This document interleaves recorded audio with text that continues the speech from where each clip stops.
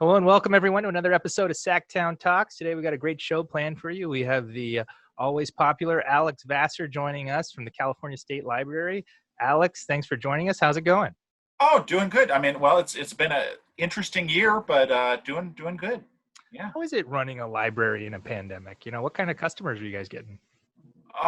Well, it's actually not me that runs the library. Greg Lucas, who tells even better stories than I do, is the state librarian, and Right. it has been. I think it's been a really hard. It's been a hard year because usually, yeah, we're holding events in our conference rooms. We're giving tours, which hey, when things get back to normal, stop by. We have some absolutely amazing stuff. We have 4 million books, so I always tell people, hey, if we don't have a book for you, the problem is you. Should be able to find at least one good book in 4 million. And yeah, it's been a big change. We're switching over to providing information to government employees using online resources, things like that. And so I guess, can people come into the library? I guess does it depend on what tier? Or have you guys just been closed since March? We have been closed since March, but providing online services. It's it has been. We have found that, if you look at how people were using our library before the pandemic started, that actually has been working. It's been something we've been able to continue because, yeah, a lot of folks do use it online. There are some things, we have different rooms with different collections. And so I think in terms of how we serve our one of our core constituent groups is the state employees. A lot of that has been online, access to scientific journals, things like that. The folks that have been really, really hard to serve, and we have been trying to meet their needs, are folks making documentaries, historians who want to use images from our collection or access our materials. It's just our reading rooms are not open right now, and that's been really hard. No, understandable. Kind of, Alex, I wonder if you could give us a little background, kind of tell us about kind of your journey, how you got to the state library, and kind of, Sure. as I recall, you started in the building as a staffer. Is that right? I did. Yeah, I was a Senate fellow in 2007, 2008 for Senator Bob Dutton, and it's the way that term limits works. Everybody goes, who? And it's like, oh no, Bob Dutton. I mean, it wasn't that long ago. It was 12 years ago, and you say, oh no, Bob Dutton. He was the vice chair. No, he was not. He was the vice chair of Senate budget during what was then a very, very difficult budget season, and he was on the Senate Rules Committee. It's like, no, he was a big player, and it's like, oh, that was a while ago. That's also true. That was a while ago. So yeah, started with Senator Dutton. Ended up working for the Senate Republican Caucus for a few years, kind of seeing things from a different angle, where it's not so much, oh, you need to shepherd these bills through, but it's, hey, is there a really good reason? Is there a reason? If you put resistance on bills, do they have the power to get through? That's kind of the, instead of pushing the bills, it's trying to slow them down and see if they can actually make it on their own. Worked at the Board of Equalization for a while, and that was an interesting experience. BOE has definitely been shaken up since I was there. Exactly. Oh my goodness. And we just, I think we had in 2000, what was it? It was 2014, 2 gubernatorial cycles ago. We had I think it was only the third time in the history of the BOE that we had a full BOE composed of former legislators. And I told several folks that I worked with, I said, this will change things. Legislators behave differently than just tax collectors or interested members of the public. Legislators are different, and legislators were different. Right. People are listening. And actually, I think, yeah. So it was the first. Yeah. So we had in 2014. We had it was the first time ever that the Board of Equalization was composed fully of former legislators. And then 4 years later, 2018, it was the first time they all left. Some due to term limits, some were going for other things, but I think it was only the third time, that we had full turnover of the board. So the board has been through a lot. And then after that, in 2017, I came to the state library and have been just absolutely loving that experience. It's been really, really cool. Yeah, kind of, just follow those who, follow you socially. Always see, you're always posting these interesting stuff. Have you always had a great appreciation for California history and history in general? I think so. I wasn't born in California, but spent most of my life here, and it's an interesting place. I feel like it is more than most other places. It's a place that people come to. There are definitely folks that are born here, grow up here, live here, but it's a very welcoming place to people from around the world. And so we have a fascinating group of people. I grew up down near Monterey, which was the capital during the part of the Spanish era and most of the Mexican era in California. And it's always cool to go down, see Colton Hall, where the first Constitution was signed. And so just growing up with that, I always thought that was pretty cool. And then wanted to come up to Sacramento and see how things work. It's interesting when you have 120 people coming in representing different parts of the state to try to make policy to fit everybody. Right. It's a big challenge. This is time of the year, just post-election, new legislators are coming in, existing legislators are, staff's moving around, people are looking for jobs. You have a lot of, people who have graduated who are looking for jobs as well. Right. Can you tell us about your experience, just graduating from school, coming to look for a job here in Sacramento, and how did you get your first job with Senator Dutton? What's your advice to people looking for capital staff jobs? Well, so first of all, I don't know if you want to do it exactly like I did it. There are many different paths, and mine took longer. Always good to start with that. I definitely did want to work for the legislature. In 2004, I worked on an assembly campaign down in the Bay Area. A long shot Republican named Steve Poizner. It's like he didn't win. Nobody's ever heard of him. It's okay. He did some other stuff later, but so Steve ran, and during the campaign, we met some of the former people who had represented that area in Congress and in the legislature. And somebody mentioned, they said, well, it's been a really long time, but a long time ago, the 21st Assembly District was represented by a Republican. And that just stuck with me. And so I thought, okay, after the election, I'll look that up. And so I did, and went through the statement of votes online. They're available back to like 1992. And then you can go into the library. A lot of good libraries have them back farther than that. And it wasn't in the 80s, and it wasn't in the 70s, and went back, and it was actually, I think it was the second to the end, Republican who represented Assembly District 21 was Caspar Weinberger, who was Reagan's Secretary of Defense, and fascinating guy. Wow. And so I thought, I should start a website and tell some of the stories of these legislators. And so started working on that. And so, yeah, I think I probably should have just come up to Sacramento and passed around a resume and tried to interview. I didn't, alas. I just, that really didn't occur to me. And so what I did instead was build a website, spend 4 years where I was selling alarm systems. Boy, that's rough business. Commission only. Oh my goodness. Anybody who works for the legislature, just if you're not doing commission only sales, residential, door to door, that's a hard job. And anything else in the legislature has got to be easier than that. And so I did that, was selling alarm systems, working on computer stuff at night, trying to figure out who these people were. And then after 4 years, 4 years after graduating, I applied for the Senate Fellows and did fine on my interview, and then came up and met Senator Dutton my first week in the building, and he was a interesting guy. First time I met him, they said, "Would you like to go down to the basement and meet him? He's going to be driving in." And I said, "Sure." And so he pulled into the Capitol, and he had been out hunting, and he took a shotgun. This is like the first, he didn't know my name yet, but he pulls up, reaches into the trunk, takes out a shotgun, and hands it to me, and says, "Hold this for a second." And a CHP officer was walking over, and I was like, this is the end of my career. It was sweet while it lasted, all 1 week, but this is it. And yeah, CHP officer walked up and was like, "That is a nice shotgun. Can I see that?" I said, "Yes, sir. Yes, sir." And so, so I let the officer, the very nice officer, see the shotgun. And I thought, this is an interesting guy. And so interviewed with his staff, and they liked me enough to keep me around. And so I was You passed the shotgun test. I made it. I think, and one of the things I usually tell people who are applying for jobs is it's good to have something outside of, just the usual stuff. It's good to be able to talk about, do you have any other skills, to be able to say something. So one of the things is I always encourage people who are applying for jobs to have other skills that they can talk about, just fun things.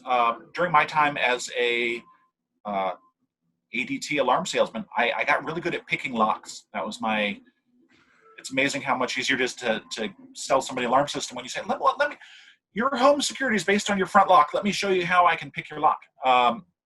And so I've always done pretty well when you go in for a job interview and they say, okay, is there anything else you want to tell us? And you say, I'm really good at picking locks that are up to 5 pins. So that's not great for 6-pin office locks, but shoot, does great on residential. And it has nothing to do with anything, but it's a really good conversation starter. Good icebreaker. So it's a great icebreaker. Yeah, they go, can you prove that? And it's like, do you have a lock? Hire me, and then you'll get to see it. Yeah. You ever forget your keys? I'm right there for you. That's right. Exactly. Yeah. I guess the Senate Fellow Program. I guess the Senate and the Assembly Fellows Program. I guess, can you give us a little, historical background on that, and kind of, how many fellows do they have each year, and kind of, how's the program going even today?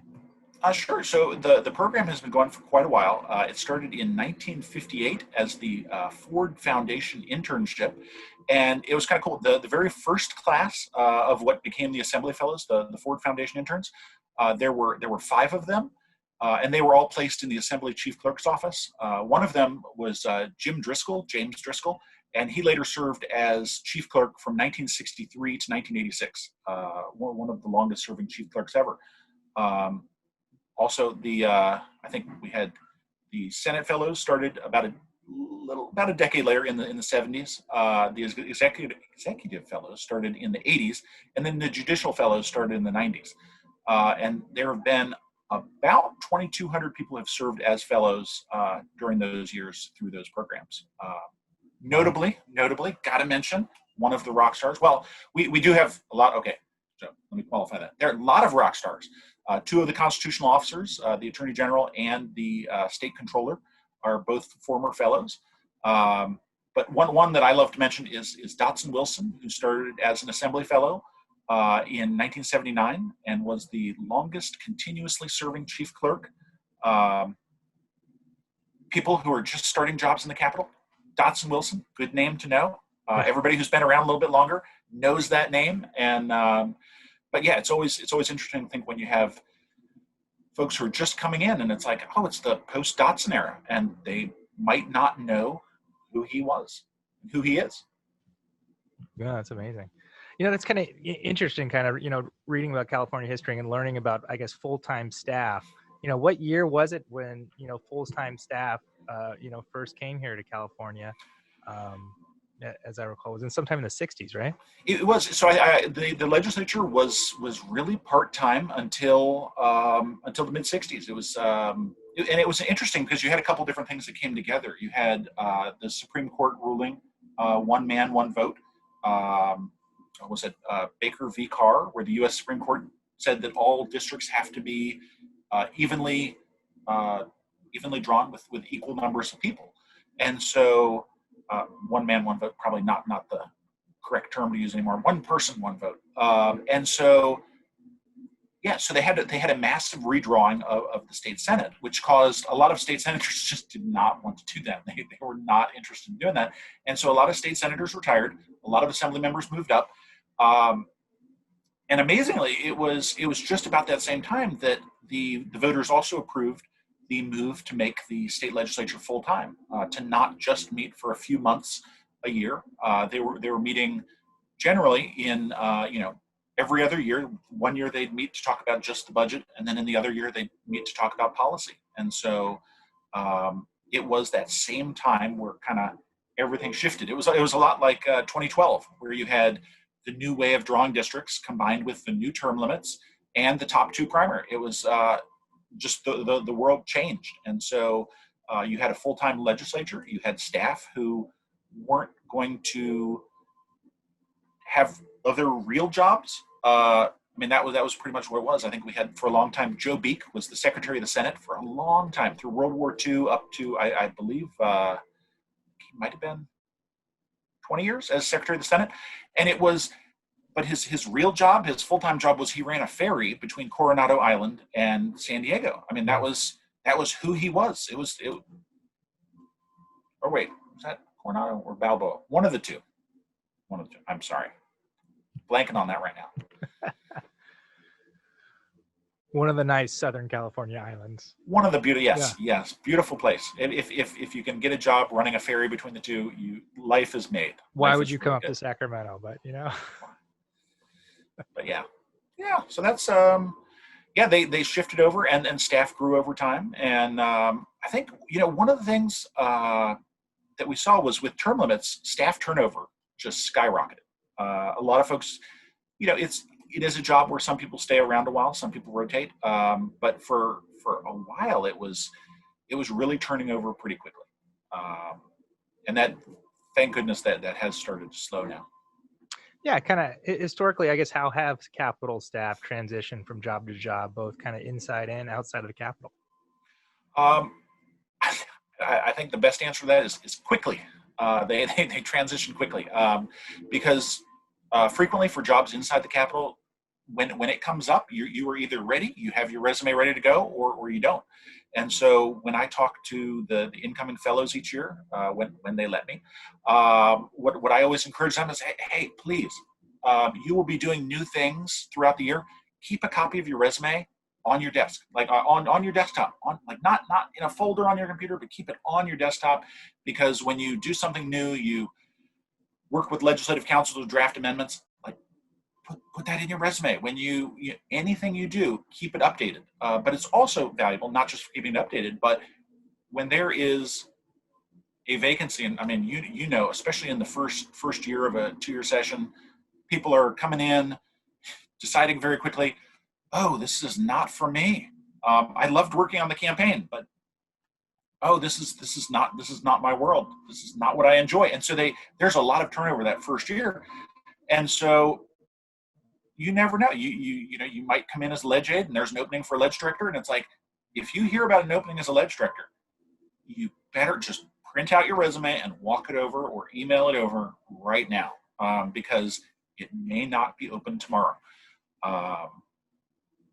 I think, outside of that, some folks go to civil service, working for the state, where I am now. Civil service, but that's a slower process. That is clearly a slower process, and it's a very different kind of thing to do. But and I have no idea, how do they become lobbyists? I defer to you. I have no idea. I've never done that. I have no idea how people. I don't know where lobbyists come from. They come from somewhere. But, their mommy's tummies, I think. You know that. Right. When two people love each other very much, sometimes they create a lobbyist, Sometimes they make a lobbyist. And then they have to register. That's the bad. Got to register and take that course. Exactly. And take a picture. You're not a lobbyist. You take that picture for the book. Exactly. On the website. Get your mugshot taken. I guess in your experience being a Senate fellow, I guess how many fellows stick around and get another job in the building? I guess with the member they're with, or with another member. I would say, in my experience, so each of the fellowships, Senate and Assembly, Executive, each have 18 fellows each year, and that's a pretty solid inflow. And so I would say, in the average class of 18, probably 6 leave to become go to law school, become well-paid people. 8 stay in the building to be less well-paid people, and then there are other folks who are doing things around, either becoming lobbyists. In my class, we had several that became lobbyists. One became a dentist. It's a wild group. Several got appointments. Several became Jerry Brown appointees. So it's a lot of paths out. But yeah, it's an interesting life. I guess your class of fellows, are you guys close, or people who are in the fellowship together? Is it something where you guys stay in touch and years down the road, you keep in contact and see where everyone's going? Yeah, I think we do. Definitely some folks you're closer to than others. There was one fellow in my class who was great. He was from Placerville, and he loved chewing sunflower seeds in the office. So he was a country boy, and he became a pastor up the road, up near Placerville. And so he does not come down to Sacramento very often. He's very happy up there. Um, Other folks, we had folks go back to home in Orange County. And yeah, it's always, I think every time, if we have a business trip down to Orange County, I'll stop in and see Chris Wynn, master of political trivia. Oh my goodness. He can tell you, if you give him a year, you say 1826, he can tell you everybody who was in the federal cabinet that year. Wow. Oh, Secretary of War was, and you just like, that's amazing. So yeah, Chris Wynn, always a good person to stop in and see. A lot of fun seeing him. But yeah, I think we're pretty close. Kind of with COVID-19, we're all experiencing, I guess, a different workflow. And I guess, how are these, I guess, staff or kind of even these new fellow positions going to be, kind of a portion with kind of this new COVID reality we're going to have going into the new year? Um, I have no idea. I have no idea. It's the. I think we're still learning more about what the first day of session is going to look like with the assembly over at Golden One and the Senate.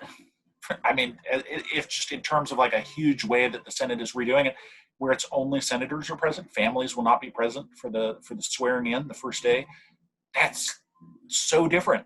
So in terms of how staff will be fitting in, will staff be working from the Capitol? Will staff be working from apartments? Could you be a Senate fellow from Irvine and like live full time in Irvine? Well, like, I get an apartment in Sacramento. It's Right. it's a different year, and I think different people are going to find different ways to make it work. Yeah, I think the key qualification is being smart and having a good internet connection. You got those two, man, you can be a Capitol staffer from almost anywhere these days. Yeah. But yeah, it's different, and I think we're just rolling with it and trying to see how does it work, because there is so much that we just don't know about what's coming next. I guess in the history of kind of the Capitol here in California, how many times has session, I guess, been held outside of the Capitol itself? Uh, it has not been, it is, I think we can definitely say it has not been a common thing in terms of, well, I guess one of the things depends on what you define as the capital. In, what was it, in 2000, we had a session of the legislature that was held in the old Capitol in Benicia, the former state capitol in Benicia. The legislature actually removed themselves from Sacramento and went back to there. So I don't know if you want to count that as outside the Capitol.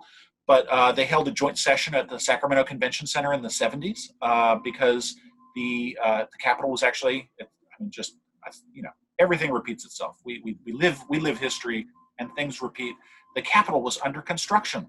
The things were happening, and so there were these temporary chambers out just east of the Capitol on the Capitol steps out in Capitol Park. But the chambers were not big enough to hold a joint session in the way that they usually do in the assembly chambers, and so they actually had to rent space over in Sac Convention Center to hold a joint meeting. I think they were talking about the budget that time, and then prior to that, there was another big remodel of the Capitol. I think you're sensing a trend here. You're like, wait, this seems to be a recurring thing. In 1907, they were having roof trouble at the Capitol, and so they actually they held session in other locations in Sacramento. The Turnverein, if you, I think it's where Aqua is now. It's on the 900 block of K Street, right across from Alejandro's. Great place to get lunch. Is the former senator movie theater, and they met there. The legislature met there in 1907, Oh, interesting. among other places. I guess, in this kind of special moment in time, here we are with this pandemic. We had another pandemic in 1918. I guess you had World War II, maybe some special circumstances there. Is there anything you can see in the archives or the history, from 1918 or from World War II, where there's kind of a disrupted Senate or sessions like this? I think they. I'm trying to. Well, it's interesting to be going through it right now because there were certain things that didn't really make sense to me prior to going through 2020. One of which was they have in 1918 during the big pandemic, they had the two waves, and everybody knew the second wave was bigger. And I just didn't understand, if they figured out that everybody should wear masks, why was the second wave bigger? And now we're seeing it, where we are now. It's like, oh, Right. in 1918, people got tired of wearing masks. And so once it was winter, and it was a really, really good time. It went from being a good time to wear masks to a really, really good time to wear masks. People were like, I've been wearing masks for months. I don't want to do this anymore. And that was when we had that spike. Yeah, I think one of the things that you see either, and I think a lot of what I'm thinking of in particular is World War One. World War Two, the soldiers were definitely blocked, but World War One, the things that they went through, the Spanish flu, I think we still call it the Spanish flu, over in 1919, going into war, when they came back, there was really a bipartisan group who had a low tolerance for special talking or whatever we would call it. In politics, there's a nice way of saying things. And it was no, World War One veterans do not have a high patience for colorful language and decorating things. Like, no, what do we got to do? And so it was fascinating. I think it was in 1940 where there was actually there was a coup, and the speaker was kicked out, and it was by a bipartisan group. And if you look at them, it's kind of one of these, it wasn't partisan. What was the thing that they really had in common? Because it was not just a few defections. I think it was a large number, and they were World War One vets, and the speaker was not a World War One vet. And so I think having gone through that together, even if they weren't together on the battlefield, they came together really, really strong, and that held them together. Yeah. So hopefully the legislators of today will get through this together and think, man, look what we did. We survived. We did good in extremely trying times, crazy trying times. Yeah. Anything's possible. One of the cool things I find is you can go, to the archives, you can actually touch legislation and kind of do research from back, from the beginning of statehood. Kind of, I guess with all the technology and I guess all the amount of bills, what's being done to, I guess, kind of store that sense of history going on right now for future generations? Well, I think one of my favorite places as a staffer and as me today is going and seeing the institutions that protect California's history. State Archives is an absolutely amazing place. Like you said, they have every bill ever, and not just the printed copy, the whatever that is, printed on newspaper copy that we are familiar with, but they have the actual jacketed bill signed by the author, signed by the governor. It's amazing to be able to see that, like Senate Constitutional Amendment 8 of 1911, which granted women's suffrage in California almost a decade ahead of anywhere else in the U.S. It was you can hold it. That's a great thing. You can actually. It's amazing. It's amazing. And then the other one I love is oaths of office. If you go, you can see. They actually have Reagan tried to swear in early, and so they actually have 3 oaths of office for Governor Reagan. He tried to swear in at like midnight on January 1st, and that's not when you do that. You actually do that. I think it's several days into the new year is when the term changes. I forget if it's the first Monday in January or what it is, but he tried to swear in on New Year's Day, and that's not allowed. But they actually kept his oath of office, and so there's this extra oath of office. And then over at the state library, we've got we try to preserve the cultural history of the state, and so. I know what we've been doing recently is asking people to keep journals, take pictures, document this time that we're in, because it's really, really, different than what people are used to. And so, document that and send it in. We have a website, COVID Diaries, where we're asking people to submit pictures. They have been. We've gotten hundreds of submissions. Everything from people showing getting used to wearing masks and having masks and home deliveries of groceries. Some people never thought of that before this, and now it's commonplace. It's kind of like, why do we ever go in the store? what was that? We went to stores. Yeah, it's been so different. And as we're in it, we kind of roll with it. I mean, that's kind of what we do, is we kind of get used to it and keep going forward. But I mean, there are probably things like even you would think back to March and go like, I don't remember the exact order that the lockdowns happened, or that my life changed in a lot of different ways, but what was that sequence? And so we just always encourage people, hey, document your experiences, and if you're up for sharing that with other folks, hey, send it in to us. We would love to preserve it. We will take good care of it. But it's important information. We're living in history right now. No, definitely. Well, Alex, thank you so much for joining us and taking the time. Great. I know you're very active on social media. Can you give everyone your Twitter handle so they can look you Sure. up and follow you? So on Twitter, I am Alex C. Vassar, Alex C. Vassar, and it's a lot of talking about politics and history, and just really enjoying seeing how history is being written today. No, definitely. Always usually a good fun fact of the day. Every day you learn something new from Alex. Well, yeah, it's every once in a while you go, oh wait, I had no idea that was the way it was. Yeah, no, totally appreciate it. Well, thank you so Thanks much, for having Alex. me on. Thanks for joining us, and we'll hope to have you on again in the future, and talk more about this exciting history we're living every day. So sounds good. Great. Thanks, Alex. Have a good one. Yep. Have a good one. Right. Thanks for listening to another episode of Sacktown Talks. Make sure to like and subscribe on the YouTube page, or rate and review wherever you listen to the podcast. Thanks to our producers, Phil and Vernon, and we'll be back with you on Friday. Are called dreamers.